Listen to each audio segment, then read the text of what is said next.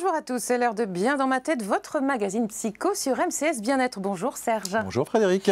Alors aujourd'hui, on va parler ensemble des secrets de la réussite. Bah oui, réussir dans la vie, c'est ce qu'on souhaite tous, mais qu'est-ce que ça veut dire?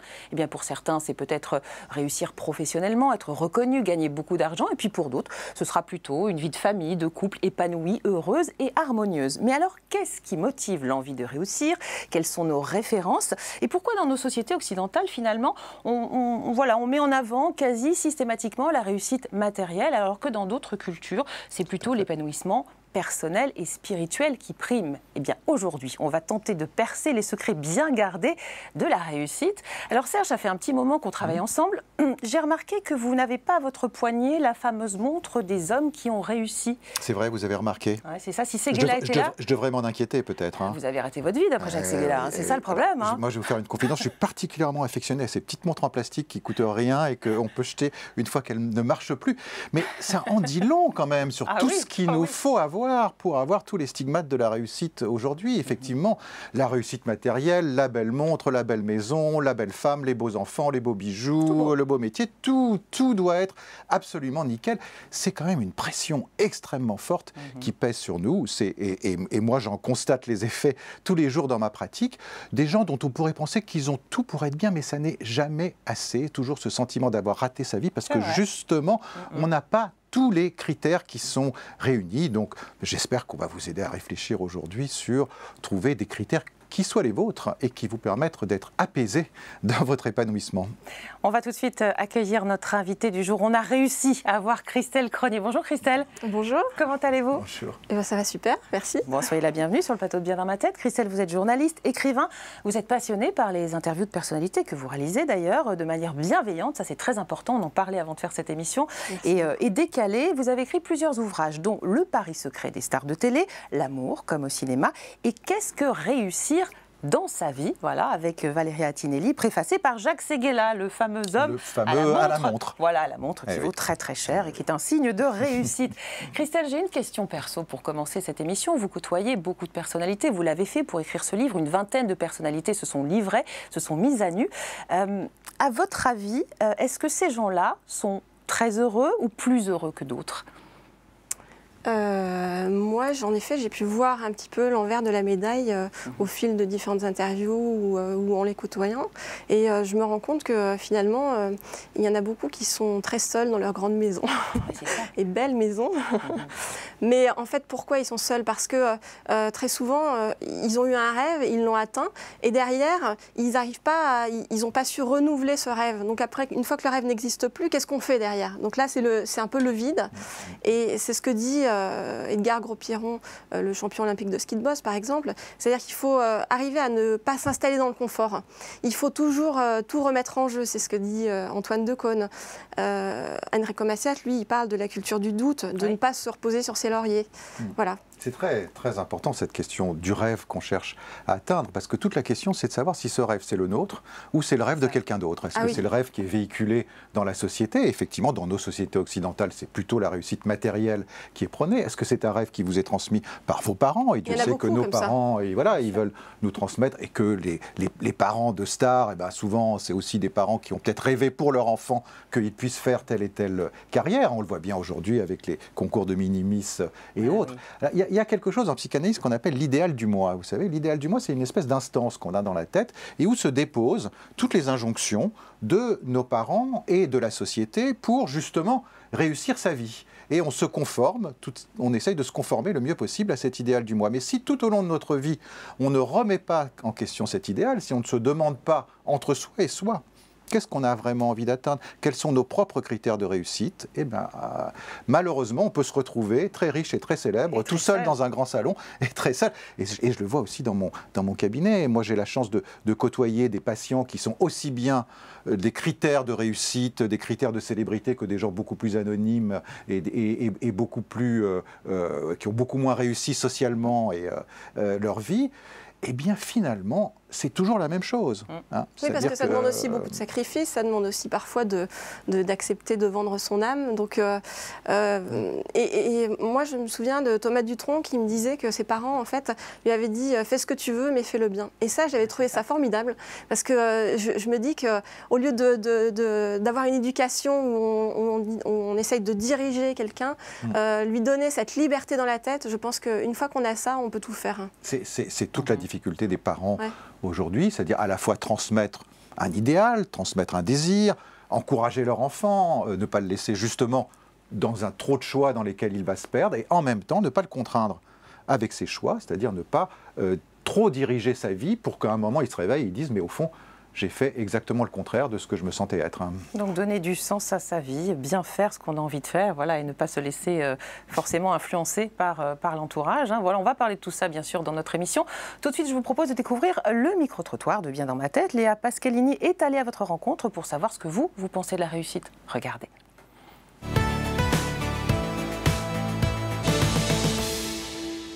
Pour réussir sa vie, et quel est le secret, je ne sais pas. Si vous l'avez, je veux bien l'entendre. Travailler, faire ses études, bien suivre ses études, parce que sans le travail, malheureusement, on n'a rien, quoi.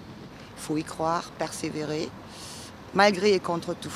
On réussit sa vie en étant heureux et optimiste. Je ne pense pas que la chance soit un facteur important dans la réussite. Je pense que le travail est une bonne valeur. Beaucoup plus sûr que la chance. La chance peut changer beaucoup les choses, mais il n'y a aucune sécurité avec la chance. On l'appelle le hasard, mais c'est la chance. Il faut tomber sur les bonnes personnes au bon moment. Tout un chacun de nous a une chance, mais il faut aussi se donner pour pouvoir réussir sa vie. Il y a des trains qui passent, il faut savoir monter dedans. 70% des riches sont partis de rien. C'est incroyable comme chiffre. C'est une belle preuve. Même si on n'a rien, on peut réussir. Ça ne m'étonne pas du tout, parce que souvent, quand on est dans un milieu favorisé, on peut avoir tendance à se laisser aller, on se plante, parce qu'on ne fait pas d'efforts. Tout le monde essaye de réussir dans la vie, enfin, en principe, mais c'est sûr que ça demande une certaine somme de travail. Je ne pense pas que des gens soient nés losers. Par contre, je pense qu'il y a des gens qui naissent avec la réussite dans les mains, oui. Malgré l'éducation, malgré le style de vie, tout est dans la tête. C'est une question de mental, je pense. Réussir dans sa vie professionnelle et personnelle, c'est un challenge. Il faut aussi donner à fond. Les deux vont souvent ensemble, et d'ailleurs on passe au moins 50% de notre temps en profession, donc on peut réussir les deux.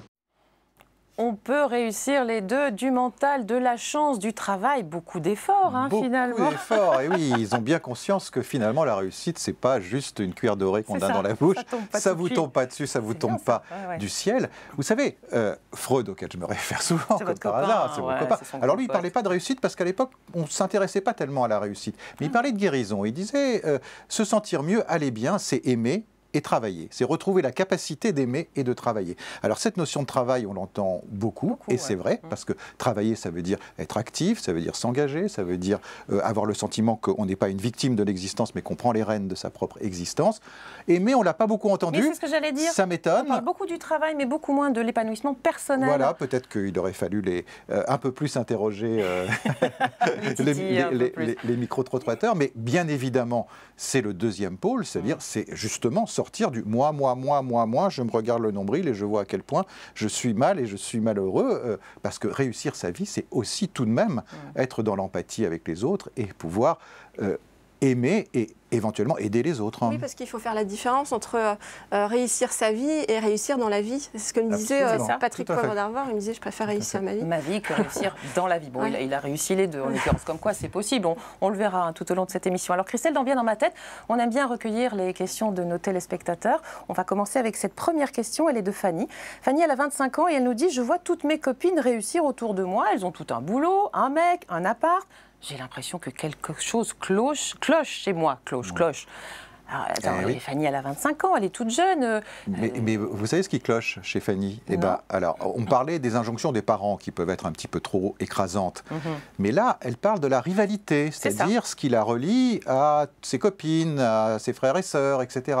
Et ça, c'est le deuxième chose qui peut vous ronger dans l'existence, après les injonctions parentales. C'est ce qui se joue dans la rivalité avec les autres, qu'on apprend dès les bancs de l'école. Vous voyez des gamins qui jouent dans la cour de récréation, l'autre, il a toujours le plus beau jouet, l'herbe est toujours plus verte ailleurs, l'autre, il réussit mieux, et que dompter cette rivalité qui est quand même aux sources de l'humanité, notre humanité, elle commence par un meurtre entre deux frères, entre Caïn et Abel, dompter cette rivalité qui est de se dire que l'autre a toujours plus, l'autre a toujours mieux. Ça, c'est un vrai secret de la réussite. Ne pas se comparer en permanence avec les autres qui forcément sont mieux. C'est finalement très nombriliste, cette attitude.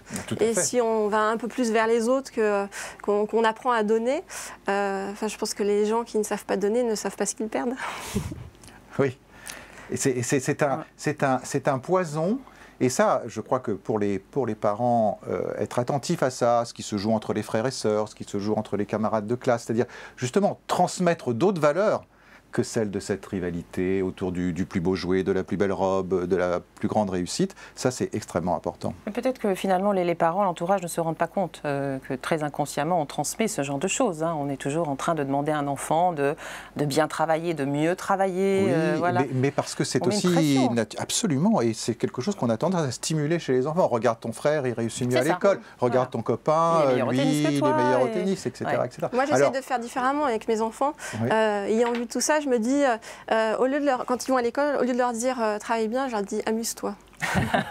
Parce que, mais parce que prendre du plaisir, ça fait partie, c'est une des façons de réussir. Mais alors cette idée de vouloir tout réussir dans tous les domaines, c'est ce que dit un peu Fanny. Bon là, elle voit l'appart, le mec et le travail, mais est-ce que c'est stimulant, vous le disiez un petit peu, à petite dose, ou inhibant, dangereux au final? Tout est une question d'équilibre, comme toujours. Hein. C'est comme dans les injonctions parentales. On ne laisse pas tomber un enfant en lui disant juste épanouis-toi, sois heureux et voilà et amuse-toi. J'imagine qu'à d'autres moments, vous les cadrez un petit peu plus par rapport à un certain nombre d'obligations, de contraintes et surtout de valeurs. Bon, alors, on est pris toujours entre ces deux pôles. Le pôle oriental, peut-être, dont vous parliez tout à l'heure, c'est-à-dire réussir sa vie, c'est juste faire partie du monde et méditer. Et ce pôle occidental qui est très féroce autour de la réussite sociale, de l'argent, de la réussite professionnelle. Chacun doit pouvoir trouver son équilibre entre ces deux pôles, et ce n'est pas le même pour tout le monde, bien évidemment. On passe à une deuxième question d'un téléspectateur. Il s'appelle Léo, il a 39 ans et Léo nous dit « Mon voisin a une chance incroyable. Il réussit tout ce qu'il entreprend sans effort, alors que je me démène pour réussir le moindre truc. J'ai l'impression d'être un loser. » Oh, faut pas dire ça, Léo. « Je fais tout de travers, je n'arrive pas à garder une femme et en plus je suis au chômage. » C'est vrai que le tableau est un petit peu lourd, mais ce mot loser, moi je l'aime pas. Oui, c'est terrible, surtout que Léo, lui aussi, il se compare aussi à tous les autres et que cette comparaison, ça l'écrase. Mais surtout, cette image de soi, avoir l'image qu'on est un loser, c'est très exactement ce qu'on appelle l'anticipation négative. C'est-à-dire, l'anticipation négative, c'est si je vous dis demain il n'y aura plus de sucre dans les magasins, tout le monde va aller acheter du sucre et demain il n'y aura plus de sucre dans les magasins. C'est exactement ça. Donc, l'anticipation négative, c'est se dire je ne vais pas y arriver. Je suis nul. Les réponses aux questions avant de poser les questions. Oui. Ça, c'est Frédéric Lopez qui me disait ça aussi. C'est que finalement, on ne va pas poser la question parce qu'on va dire « Ah mais non, parce que si je demande ça, il va me répondre que… » Voilà. Et donc, finalement, on n'avance pas. Absolument. C'est par exemple ce que se disent les filles pour les maths, vous savez. Alors, réussite scolaire, tiens, parlons-en. C'est très intéressant parce que les garçons et les filles, on leur donne la même éducation, mais on est tellement convaincus que les garçons sont doués pour les sciences et les filles plutôt pour les sciences humaines qu'il faut que les filles soient 30% supérieures aux garçons pour faire les mêmes carrières scientifiques, parce qu'elles se convainquent elles-mêmes qu'elles ne sont pas bonnes. Qu'elles ne sont pas bonnes. C'est exactement l'anticipation négative. Mais ça, il y a des sortes de balanciers en fait dans la vie. Alors des balanciers positifs, des croyances et des croyances négatives. Donc il y a des croyances généralisées auxquelles on se dit finalement, tiens, il faut que j'adhère parce que c'est comme ça. Donc par exemple, pour réussir, il faut travailler. Ça, c'est une croyance plus positive, mais on s'enferme beaucoup dans des croyances négatives. Après, on se victimise et finalement, on subit sa vie plutôt que de la et ça nous rend incapables. Il y a un proverbe barouillac, vous savez, qui dit « Les petites filles ne savent pas grimper aux arbres ». Donc, on interdit aux petites filles à grimper aux arbres puisqu'elles ne savent pas grimper. Et puis, comme on leur interdit, donc elles ne savent pas grimper aux arbres, donc parce qu'elles ont développé la croyance qu'elles ne pouvaient pas le faire. Moi, dans tous ceux que j'ai interviewés, il y a une constante, c'est qu'il faut savoir prendre des risques dans sa vie, justement.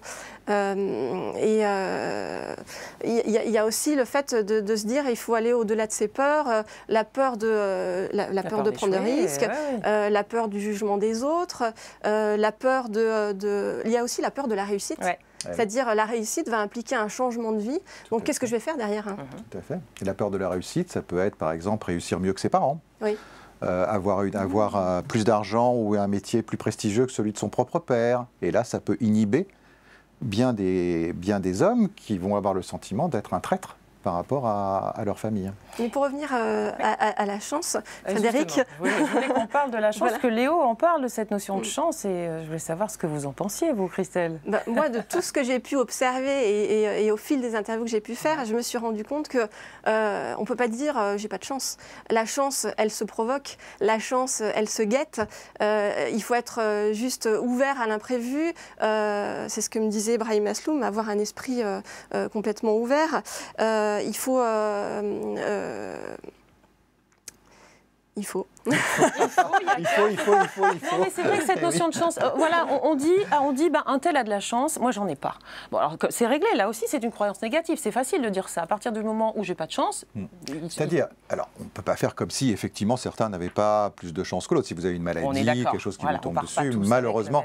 Mais tout de même, partir de l'idée que tout est lié à la chance, c'est se poser comme victime, forcément. C'est-à-dire, je suis victime de mon destin.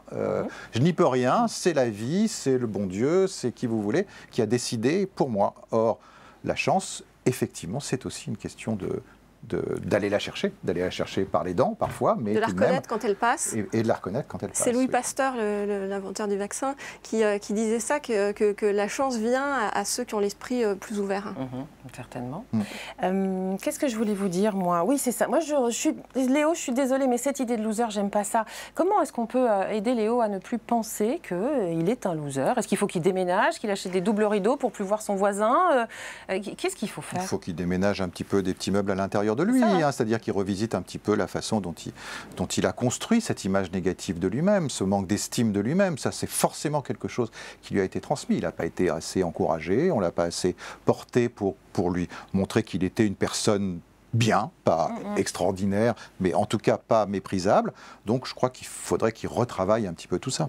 Oui, et que du coup, il se repositionne par rapport à son entourage, à ce qu'il a entendu dire sur lui. Oui, puis qu'il demande l'aide d'un coach, d'un psy, d'un professionnel, enfin quelqu'un qui l'aidera à trouver des outils. Mais pas l'aide de son voisin, on est d'accord. Pas ce voisin-là, en tout cas. Peut-être le voisin d'en face qui a un logement beaucoup moins joli que le sien. Bon, voilà, Léo, en tout cas, vous êtes plein de courage. Vous n'êtes pas un loser, mais non, certainement pas. Il faut quelqu'un qui lui apprenne à positiver et à faire de la visualisation positive aussi. Et puis, il faut qu'il apprenne aussi, je pense, un peu la gratitude, c'est-à-dire à remercier pour ce qu'il a déjà. Il faisait juste tous les jours 3 merci pour des choses qui lui sont arrivées dans la journée, il se rendrait compte qu'il y a énormément de choses qui nous passent sous le nez sans qu'on s'en rende compte.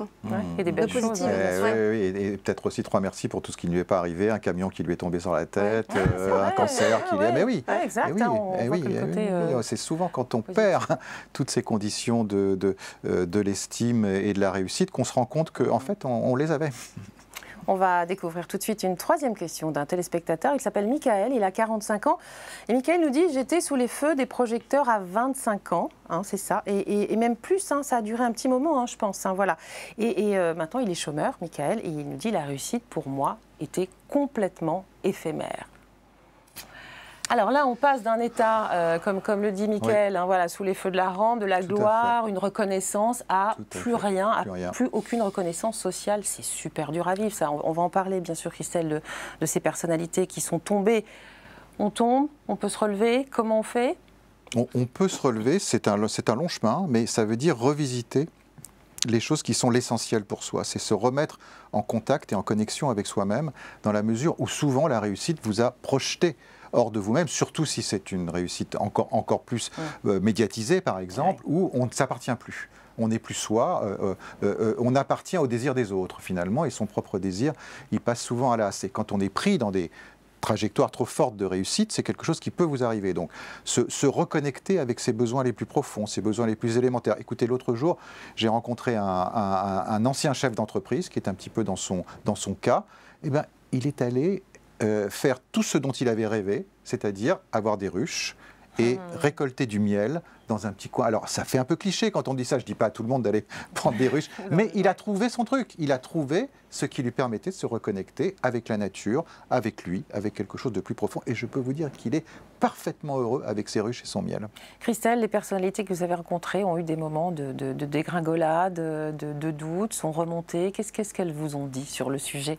Que l'échec, évidemment, c'est une épreuve, mais qu'il faut savoir ne pas abandonner. C'est Christian Constant, le chef, qui me disait ça, que la réussite, au fond, c'est de ne pas abandonner, c'est d'être endurant.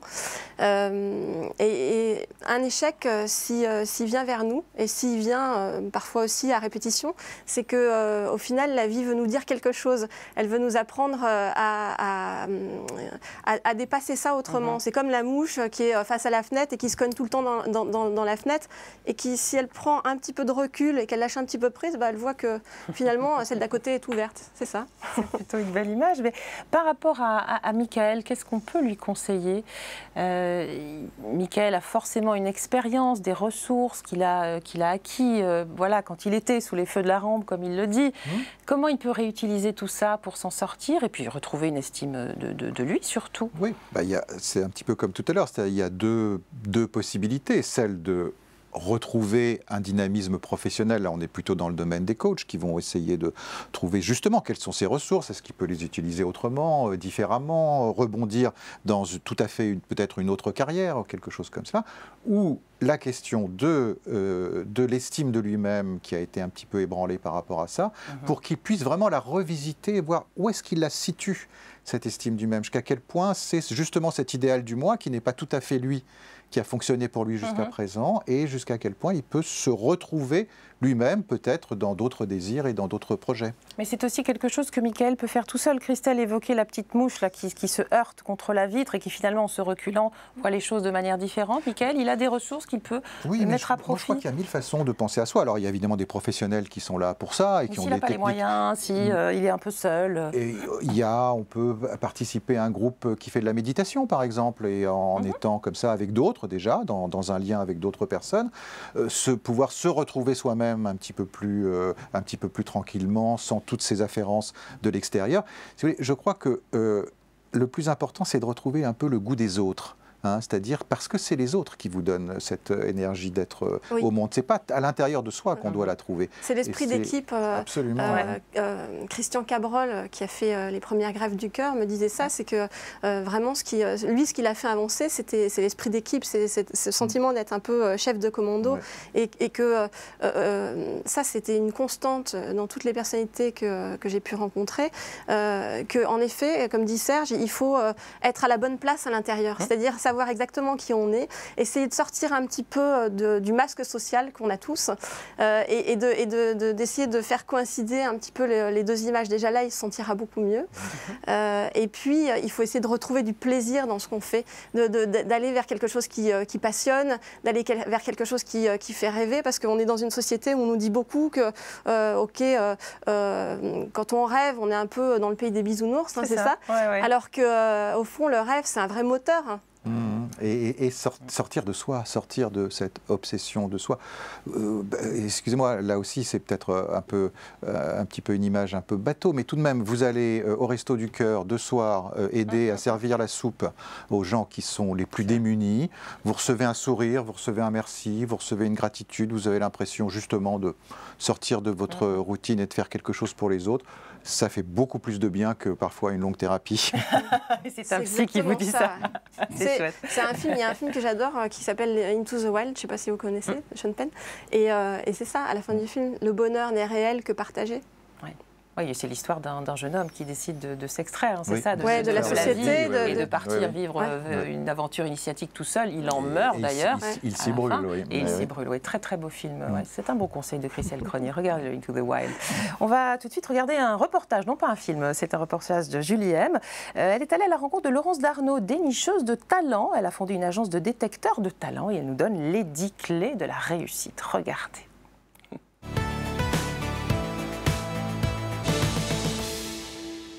La réussite ne saurait s'atteindre en se focalisant sur les aspects purement financiers. Il faut se soucier de l'ensemble des facteurs qui y contribuent et de tous ceux qui nous définissent en tant que personne. Voilà une citation de la coach et recruteur de talent Laurence Darnaud. Nous sommes allés à sa rencontre. Elle nous dévoile 5 secrets qui contribuent à la réussite. C'est se dire en fait que tout est possible. C'est-à-dire avoir un optimisme qui fait que la réussite elle est accessible. Vous pouvez la voir, elle est à côté de vous. Le deuxième secret, c'est effectivement avoir la foi en sa propre réussite. Si vous êtes convaincu que vous allez pouvoir réussir, eh bien, de facto, l'optimisme va arriver. Le troisième secret que je pourrais donner, c'est si vous dites qu'un échec est une épreuve et que dans l'épreuve, vous allez pouvoir apprendre, eh bien, naturellement, vous allez transformer l'épreuve en une réussite. La quatrième possibilité, c'est effectivement imaginer qu'on peut se surpasser, la capacité à se surpasser. Donc elle est encore plus loin pour réussir. Mais ces 4 secrets n'ont aucun sens sans le plus essentiel, l'estime de soi et la confiance en soi. À partir du moment où vous avez confiance en vous, en vos capacités, en votre savoir-faire, et bien dans ces cas-là, effectivement, tout ce qu'on vient de voir, les 4 secrets vont forcément arriver à la réussite. D'autant plus que chaque personne va avoir sa propre définition de la réussite. Plus vous serez proche de vos valeurs, plus votre réussite sera ancrée, vous allez la comprendre. Typiquement, vous allez avoir une famille, vous allez avoir un frère et une sœur qui ont été éduqués par les mêmes parents, donc qui vont avoir les mêmes valeurs. Plus tard, en fait, chaque personne, chacun d'entre eux aura sa propre réussite. La réussite peut être financière, sociale, amicale, sentimentale. Tout dépend de ce que l'on met derrière le mot réussite et tout dépend de ce que l'on a envie de réussir. Pour la réussite professionnelle, avoir un socle est primordial. C'est un savoir-être et un savoir-faire. Et le savoir-faire, en fait, ce sont les talents. C'est-à-dire qu'en fait, vous avez des points forts. Des points forts, il faut les transformer en talents. On a tous entre 4 et 5 talents maximum en soi.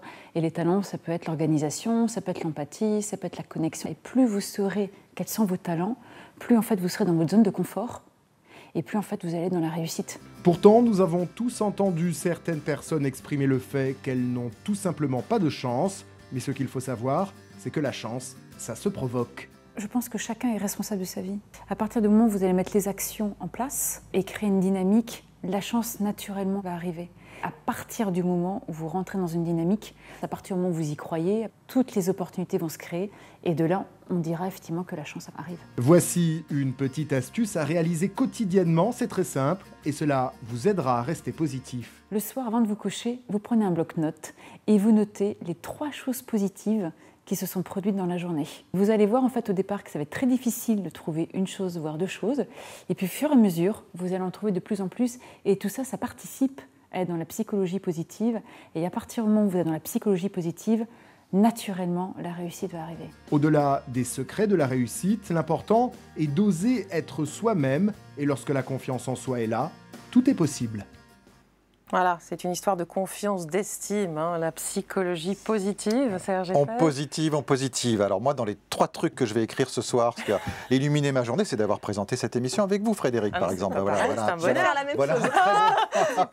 On a un bonheur commun, c'est merveilleux ça. Mais plus sérieusement, on insiste beaucoup sur la confiance en soi, bien évidemment. Tout le monde comprend que c'est la clé. À partir du moment où on a confiance en soi, on a confiance dans les autres. À partir du moment où on a confiance en soi, on est dans l'anticipation positive plutôt que l'anticipation négative. Mais ce qui est très important à comprendre, c'est que cette confiance en soi, les fondations, eh ben, elles se font quand même avec nos enfants. Moi, alors là, c'est le psychiatre d'enfants qui vous parle. Je voudrais vraiment attirer l'attention des parents sur la façon dont ils transmettent cette confiance en soi aux enfants. Il ne s'agit ni de leur dire qu'ils sont merveilleux, extraordinaires et que dès qu'ils font un dessin, c'est le plus beau dessin du monde, ni surtout ignorer tout ça. C'est toujours transmettre ce qui est positif en eux, c'est transmettre leurs valeurs, c'est pas les écraser. On n'a pas à être des profs bis pour nos enfants, c'est pas les écraser nous-mêmes avec le travail scolaire, c'est aussi leur apprendre l'épanouissement, c'est aussi, comme vous disiez, leur apprendre à s'amuser, mais toujours anticiper leurs capacités, les repérer. Les parents doivent être les meilleurs coachs pour leurs enfants. Il y a aussi peut-être 2 qualités qu'on pourrait transmettre. C'est l'inconscience. Ça paraît bizarre comme ça, mais il faut apprendre à être un petit peu inconscient aussi dans la vie, parce que des fois, quand on réfléchit trop, finalement, on ne fait jamais les choses. C'est ce que me disait Patrice Lecomte. Il me dit, on ne connaît pas la température de l'eau, mais c'est pas grave, il faut plonger. Voilà. Ouais, il y a ça, et il y a une autre chose, je trouve, qui sert beaucoup dans la vie, c'est l'humour. C'est-à-dire que finalement, il y a des choses qui passent beaucoup plus facilement par le biais de l'humour, des choses très sérieuses. Je vous propose de découvrir la 4e question d'une téléspectatrice. Elle s'appelle Laurie, elle a 28 ans et Laurie nous dit « J'ai fait des études de droit pour finalement être vendeuse. Mes amis ont l'impression que je régresse. Pourtant, moi, je suis très heureuse comme ça. Je souffre du fait que les autres dévalorisent mon choix de vie. » Ouh là là, le regard des autres, encore une fois. Elle a l'air heureuse, Laurie. Voilà, elle se juge pas. Le jugement des autres, c'est pas important parce qu'en fait, c'est ce que dit Suzy de Sally dit beaucoup plus on dit beaucoup plus sur Suzy que sur Sally. Vous allez tout compris. Bref, chacun projette sa propre histoire sur l'histoire de l'autre. Bien sûr. Voilà.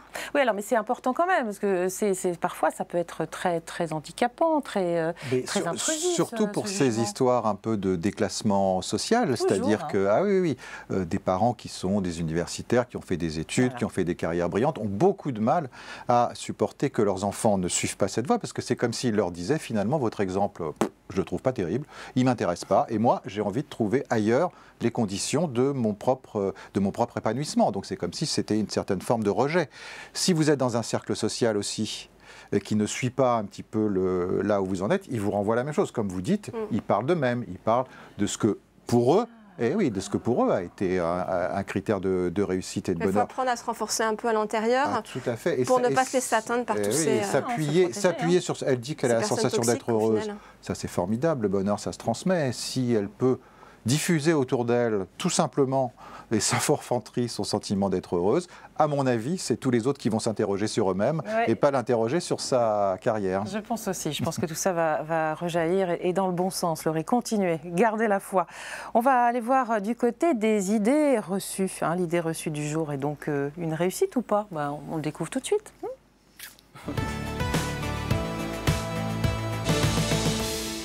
Alors l'idée reçue, moi je la trouve plutôt très positive. Pour réussir, il faut faire ce qui nous rend heureux.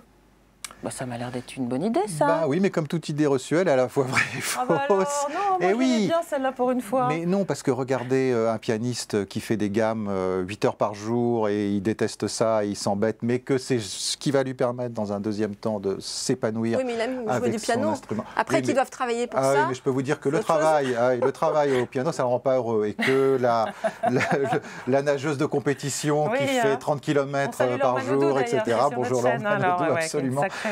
Voilà, c'est-à-dire qu'il y a effectivement ce qui vous rend heureux, ce qu'on imagine qui va vous rendre heureux. Il y a quand même tout le travail et tous les efforts pour y arriver, et on a quand même beaucoup insisté là-dessus. C'est du travail, c'est des efforts. Parfois, ça rend malheureux quand on le fait, mais ce qui rend heureux, c'est d'avoir cette perspective qu'on va atteindre quelque chose qui nous correspond. Oui, Christelle, vous étiez un petit peu, non pas opposée, mais vous aviez un avis un peu contraire. Vous disiez que voilà, finalement, oui, pour réussir sa vie, il faut faire ce qui nous rend heureux, bien sûr. C'est ça l'idée ?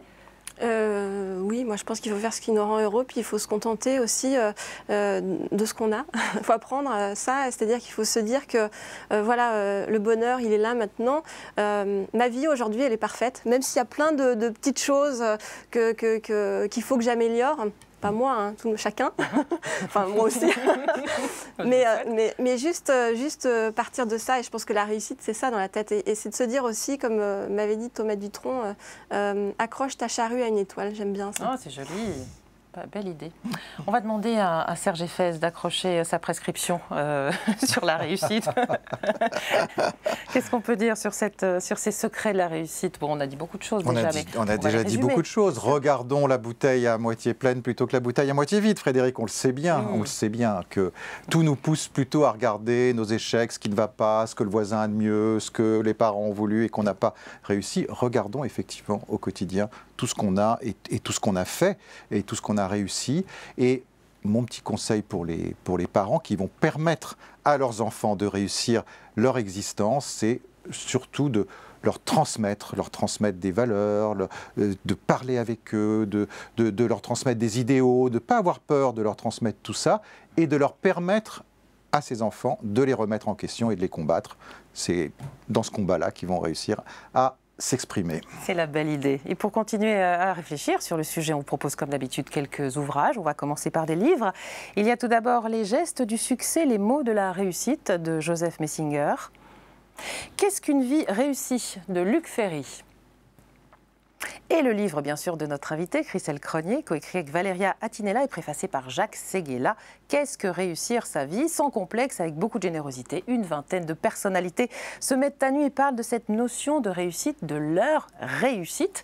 Et puis côté film, on a Le Loup de Wall Street de Martin Scorsese avec Leonardo DiCaprio. Il a bien réussi, hein, ce petit jeune, depuis Titanic. Il était une fois en Amérique de Sergio Leone, bien sûr. Et À la recherche du bonheur de Gabriel Muccino. On termine bien dans ma tête avec la citation du jour. Écoutez bien, il n'y a qu'une seule réussite, arriver à vivre sa vie comme on l'entend. Elle est signée Christopher Morley. À méditer, comme d'habitude. Intéressant. Merci beaucoup, Christelle Cronier, d'être venue nous voir sur le plateau de Bien dans ma tête. Un plaisir. Merci, Serge. Eh bien, on se retrouve très bientôt. Avec grand plaisir. Que je puisse encore avoir un point positif dans ma journée. Mais c'est adorable. Mais on va en développer Il va remplir son petit carnet là. Oui, c'est ça. Merci en tout cas d'être venu nous voir. Merci de nous avoir suivis. On se retrouve la semaine prochaine pour un nouveau numéro de Bien dans ma tête sur M16 Bien-être. Prenez bien soin de vous. Bah oui, on vous embrasse. À bientôt. Au revoir.